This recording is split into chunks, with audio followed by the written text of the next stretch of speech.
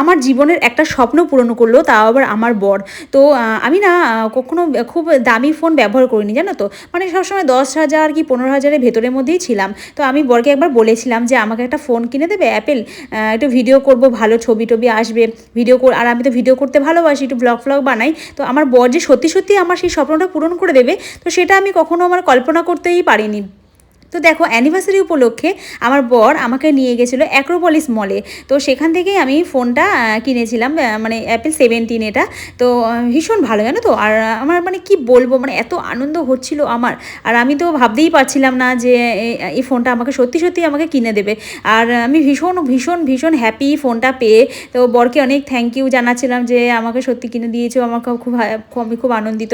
কারণ আমি তো ব্লগ বানাতে ভালোবাসি, তোমরা জানোই। আর যখনই না, আমার আগের ফোনটা ছিল হলো গিয়ে রেডমি ফোন, ঠিক আছে। তো রেডমি ফোনটা কী বলো তো, এমনি ভালো, কিন্তু ফটো একদম ভালো আসে না। যেহেতু আমরা দেখো 2000 প্রায় 22-এ কিনেছি, 23, 24, 25, 26, এখন 26, 4 বছর হয়ে গেছে, ঠিক আছে। তো এত বছর ধরে যা সার্ভিস দিয়েছে এমনি ভালো ছবি আসে, এই ছবি ভালো আসে না, মানে এমনি পিকচার কোয়ালিটির ভালো দেখা যায়, সব ভিডিওগুলো ভালো। তবে কী বলতো, ফটো ফেটে যায়, অত ভালো আসে না। আর এটা দিয়ে দেখো, জুম করছি আমার অ্যাপেল দিয়ে এই ভিডিওটা তুলছি, কত সুন্দর। আমি বরকে বলছিলাম দেখো, যে এত নাড়াচ্ছি ফোনটাকে, কোনোরকম ক্যাপচার মানে নিতে প্রবলেম হচ্ছে, এরকম হচ্ছে না, কত সুন্দর ভিডিও আসছে, ফটোও খুব ভালো আসে। তো আমি খুব হ্যাপি ফোনটা পেয়ে। আসলে কি বলতো, পারলে তো সোনাদানা নিতে পারতাম, তো আমি নিলাম না কেন বলো তো। আমি ভাবলাম যে প্রথমত সোনার প্রচুর দাম, দ্বিতীয়ত হলো গিয়ে সোনা কিনলে কি হবে, নয় আলমারিতে পড়ে থাকবে, আর নয়তো সবসময় ব্যবহার করা যাবে না, আর নয়তো লকার ফকারে রেখে আসতে হবে। তো এই সমস্ত কি দরকার। আর বরঞ্চ আমার যদি সোনা পরেও কেনা যাবে সেরকম হলে, আর যদি ফোন কিনি একটা, তাহলে কি হবে, 10টা লোককে আমি দেখাতে পারবো ভিডিও করে, কোথাও গেলে সেই ছবিগুলো তোলা যাবে, 10টা লোক দেখতে পাবে, যারা আমাকে ভালোবাসে, যারা আমাকে ফলো করে, তারাও তো একটা ভালো ভালো পিকচার তারাও তো ডিজার্ভ করে না।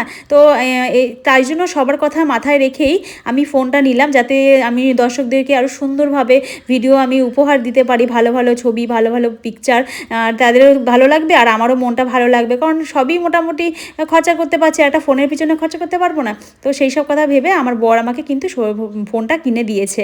তো ফোনটা নিয়ে এসেই বাড়িতে আমি আগে ঘরের ছবি তুলতে শুরু করে দিয়েছি, মানে কোথায় কি আছে না আছে সেসব ছবি তুলছি। আর দেখো, সংসারী হওয়া তো ভালো, মানে টাকা তো অবশ্যই জমাতে হয়, বাঁচিয়ে চলতে হয়।